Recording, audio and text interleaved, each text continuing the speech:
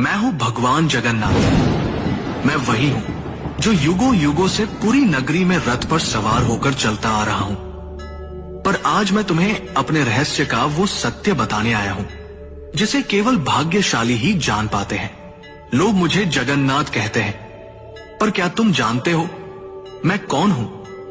मैं वही हूं जो द्वारका में श्री कृष्ण था, वही जिसने अर्जुन को गीता सुनाई, वही जिसने राधा के प्रेम को साक्षात ईश्वरत्व में बदल दिया, वही जिसने अधर्म के सामने धर्म को विजयी बनाया। जब द्वारका का अंत हुआ, मेरा पार्थिव शरीर समुद्र में प्रवाहित कर दिया गया, पर मेरा हृदय, मेरा चेतन तत्व नष्ट नहीं हुआ। वह दिव्य ऊर्जा, वह ज्वलंत आत्मा समुद्र में एक दिव्य काष्ठ, पवित्र लकड़ी के रूप में प्रकट हुई और बहती हुई पुरी के तट पर आई। उसी समय राजा इंद्रद्युम्न ने मुझे स्वप्न में देखा।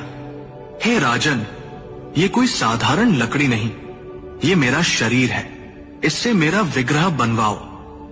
राजा ने आदेश दिया। मूर्ति बनाने के लिए एक वृद्ध पुरुष प्रकट हुए। उन्होंने कहा, इन्हें गुप्त रूप से बनाऊंगा, कोई द्वार मत खोलना। वो कोई और नहीं, स्वयं विश्वकर्मा थे। जब मूर्तियां बन रही थी, रानी की चिंता बढ़ी। द्वार खुलवाया गया।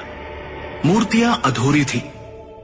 मेरे हाथ नहीं थे, मेरे चरण नहीं थे, पर तभी आकाशवाणी हुई, यही मेरा विराट रूप है, यही मेरा जगन्नाथ स्वरूप है, जहां मैं हर सीमा से परे हूं।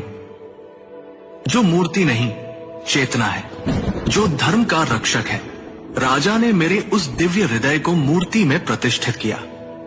वो हृदय जो श्री कृष्ण रूपी मेरी चेतना का केंद्र था, वो आज भी मेरी मूर्ति में वास करता है। हर 12 से 19 वर्षों में जब मेरी मूर्तियां बदली जाती हैं, उस हृदय को गुप्त रूप से नव विग्रह में स्थापित किया जाता है।